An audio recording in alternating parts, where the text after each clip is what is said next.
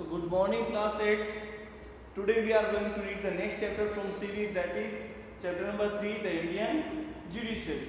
So in this chapter we are going to read the third organ of the government, that is judiciary. Okay, as we have been read that there are three organs of the government: legislatures, executives and judiciary. Okay, legislature means the body which makes laws, and the executive means the body which execute the laws made by the legislature, and the judiciary which can who can take the judicial review of any prepared law or drafted law. So now in this chapter we are going to read about the judiciary, जो government का तीसरा अंग होता है, और जो दूसरे दो अंग होते हैं, सरकार के जो दो भाग होते हैं, एग्जीक्यूटिव और लेजिस्लेचर, उनको कंट्रोल करता है. ओके, सो इंडियन जुडिशरी का फॉर्म कैसा है? What forms of Indian judiciary has, इसके जो फॉर्म्स है वो कैसे कैसे हैं, and the levels of the Indian judiciary and it's agencies और wings. We also read about it, like judges, their qualification, their powers, eligibilities, and then we will read about the advocates, types of cases, and the policing system of India. So these all are togetherly composed the Indian judiciary. Okay, so for the next we will read with the help of your book. So student, now you are having your chapter.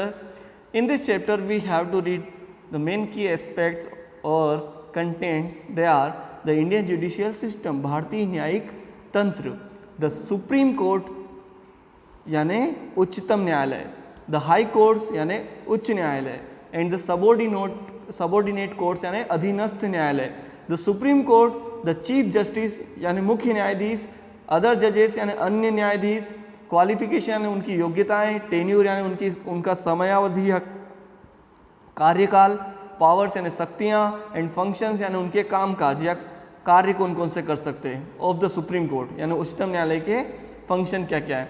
The high court, the chief justice and other जजेस, qualification, tenure, powers and functions of the high court.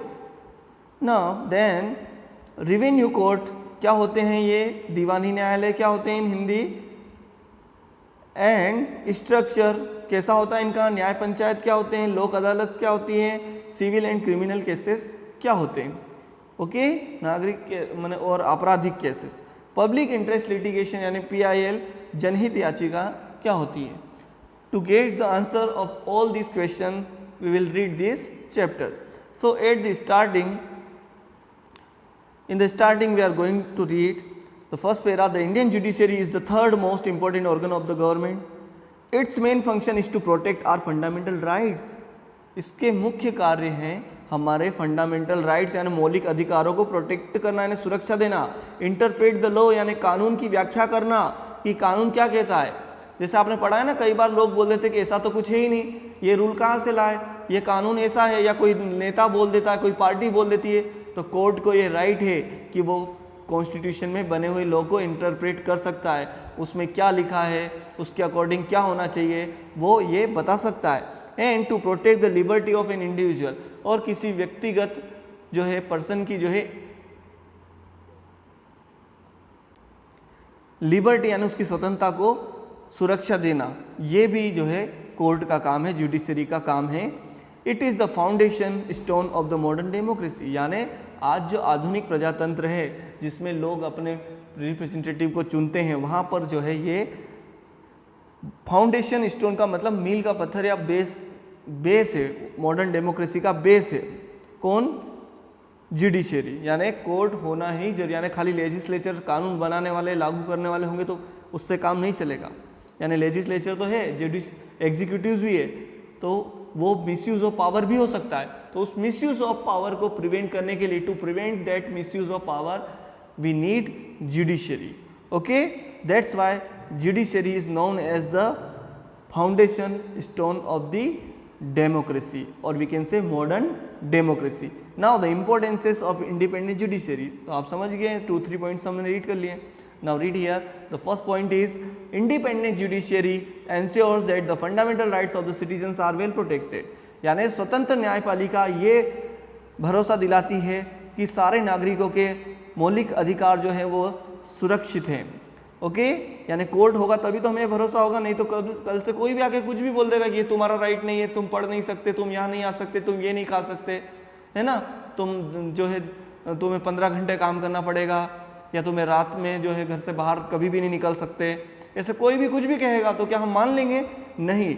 तो हम क्या करेंगे? अगर कोई फिर भी हमें फोर्स कर रहा है कि वो माने, नहीं, हम कोर्ट को अप्रोच करेंगे, पुलिस को अप्रोच कर सकते हैं और लॉस की हेल्प लेकर उन्हें बता सकते हैं कि हमें जो है हमारे फंडामेंटल राइट्स है, हम क्या कर सकते हैं क्या नहीं कर सकते। ठीक है, तो उनको प्रोटेक्शन देने का काम किसका है?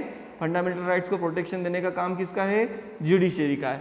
Judiciary safeguard the federal nature of the Indian political system, और जुडिशियरी ही भारतीय संविधान के का जो ये संघीय ढांचा है ना, संघीय स्वरूप है कि स्टेट सेंट्रल लेवल पर तो सेंट्रल गवर्नमेंट है और स्टेट लेवल पर स्टेट गवर्नमेंट है, इसको प्रोटेक्शन यानी सुरक्षा देने का काम करती है। कौन? जुडिशियरी यानी न्यायपालिका या न्यायतंत्र। इंडिपेंडेंट जुडिशियरी यानी स्वतंत्र न्यायपालिका एक्ट्स एज कस्टोडियन ऑफ और कॉन्स्टिट्यूशन, ये हमारे संविधान की संरक्षक यानी उसको सुरक्षा देने वाले बॉडी के रूप में काम करती है। कौन? Independent judiciary. Here students, in point number 4, it also advises the president or governor of a state on matters related to law, यानी ये राष्ट्रपति को और राज्यपाल को जो है क्या करती है? सलाह भी देती है कानून से संबंधित मामलों पर या मुद्दों पर। ओके, हो जाते हैं इश्यूज हो सकते हैं, तो अगर उन्हें नॉलेज नहीं है तो जुडिशियरी की रिस्पॉन्सिबिलिटी बनती है कि वो उनको गाइड करे। इन केस एनी डिस्प्यूट, और अगर किसी स्थिति में कोई विवाद हो जाता है, arises between the centre and the state government, केंद्र और राज्य के बीच में, due to division of power, शक्तियों के बंटवारे की वजह से, कि उनकी सेंट्रल की पावर क्या है और स्टेट की पावर क्या है, कौन क्या कर सकता है, तो जुडिशियरी क्या करेगी? Judiciary interprets the constitution and settles the differences. तो न्यायपालिका जो है क्या करती है? कॉन्स्टिट्यूशन की व्याख्या करती है, यानी कानून को बताती है कि कानून क्या कहता है, एंड सेटल्स द डिफरेंसेस, और जो मतभेद उत्पन्न होते हैं उनको सेटल्स यानी उनको सुलझाती है। Okay, now we are going to read about the independence of judiciary, यानी न्यायपालिका की स्वतंत्रता। यानी खाली कोर्ट का होने से काम नहीं चलेगा, कोर्ट तो हो गया, जुडिशियरी तो हो गई, पुलिस है, सब है, लेकिन अगर वो इंडिपेंडेंट ही नहीं है तो क्या काम की? वो तो कोई भी बंदा जो है फोर्स डालेगा और अपने अकॉर्डिंग डिसीजन ले लेगा। दैट्स वाई जुडिशियरी का इंडिपेंडेंट होना जरूरी है, नहीं तो प्राइम मिनिस्टर प्रेसिडेंट जो कहेंगे वो जुडिशियरी करने लग जाएगी, लेकिन वो नहीं कह सकते, वो दबाव नहीं डाल सकते जजेस के ऊपर, कोर्ट के ऊपर। वाई? बिकॉज हमारे कॉन्स्टिट्यूशन में इंडिया में तो जो है जुडिशियरी को क्या रखा गया है? इंडिपेंडेंट रखा गया है, यानी वो बिना किसी प्रेशर, बिना किसी अप्रोच के जो है, बिना किसी फोर्स के जो है काम कर सकती है, अकॉर्डिंग टू द लॉ काम करती है, अकॉर्डिंग टू द कॉन्स्टिट्यूशन जो है इंटरप्रेट करती है रूल्स एंड रेगुलेशन को। Okay, the judiciary, legislature and executives are the 3 organs of the government. We know there are some provisions which make judiciary independent of any influence from the legislature or executives, यानी कुछ ऐसे provisions या प्रावधान बनाए गए हैं, नियम बनाए गए हैं, कानून बनाए गए हैं, अधिनियम बनाए गए हैं हमारे संविधान में, जो क्या करते हैं? हमारी न्यायपालिका को यानी जुडिशियरी को मेक यानी बनाते हैं, क्या बनाते हैं? इंडिपेंडेंट यानी स्वतंत्र, मुक्त या आजाद, ऑफ एनी इन्फ्लुएंस यानी किसी भी दबाव से, किसी भी प्रभाव से, फ्रॉम द लेजिस्लेचर और एग्जीक्यूटिव, विधायकों के और कार्यपालिका के, यानी नेताओं, कानून बनाने वालों से भी और कानून लागू करने वाले, दोनों ही ग्रुप के लोगों से, दोनों ही समूह के लोगों से जो है, दोनों ही तरह की बॉडीज से जो है इसको, न्यायपालिका को इन्फ्लुएंस होने से, जुडिशियरी को इन्फ्लुएंस होने से या न्यायपालिका पर असर पड़ने से बचाते हैं। कौन कौन बचाता है? जुडिशियरी बचाता है। ओके,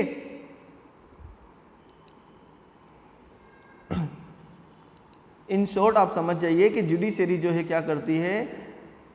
लेजिस्लेचर और एग्जीक्यूटिव के द्वारा डाले गए दबाव को जो है हटाती है, या उसको खत्म करती है, या उसको गलत बता सकती है, ये उसका राइट बनता है।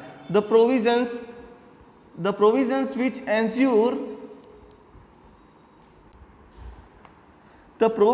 विच ensure that the independence of judiciary are, कुछ नियम जो ये बताते हैं कि हमारी जुडिशरी इंडिपेंडेंट यानी स्वतंत्र है हमारी न्यायपालिका, उस पर किसी का दबाव नहीं है। The chief justice and other जजेस of the supreme court and state high courts are appointed by the president of India. Bharat के राष्ट्रपति के द्वारा चीफ जस्टिस और यानी मुख्य न्यायाधीश और न्यायाधीश सुप्रीम कोर्ट यानी उच्चतम न्यायालय के और राज्य माने स्टेट हाई कोर्ट यानी राज्य उच्च न्यायालय के जजों की नियुक्ति कौन करता है? राष्ट्रपति करता है। While appointing them the president is free from personal favours और एनी पर्सनल बायस। तो जब इनकी नियुक्ति होती है इन जजों की, तब प्रधानमंत्री का कोई उसमें रोल नहीं होता है।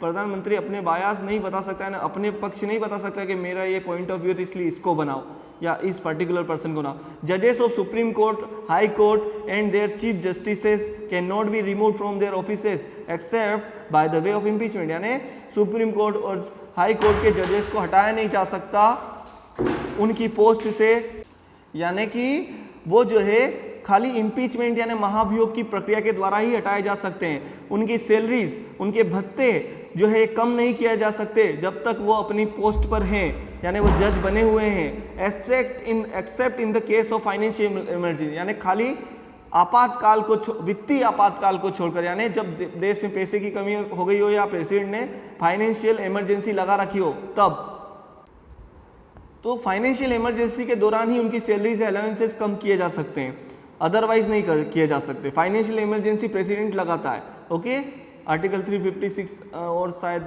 Article 360। After retirement they can not B plead in any tribunal of India, और उनके रिटायरमेंट के बाद वो बाद में किसी भी ट्रिब्यूनल यानी कोर्ट में जो है अपॉइंट नहीं किया जा सकता उनको। थस इसलिए the supreme court is situated in new Delhi, Bharat का उच्चतम न्यायालय नई दिल्ली में है। ये हाईएस्ट यानी सबसे ऊंची जो है न्यायिक संस्था है भारत में। हाई कोर्ट्स ऑफ द, और राज्य स्तर पर हाई कोर्ट होते हैं पूरे इंडिया में, एंड सबऑर्डिनेट कोर्ट होते हैं जिले और तहसील में। Okay, now you can see the structure eight here.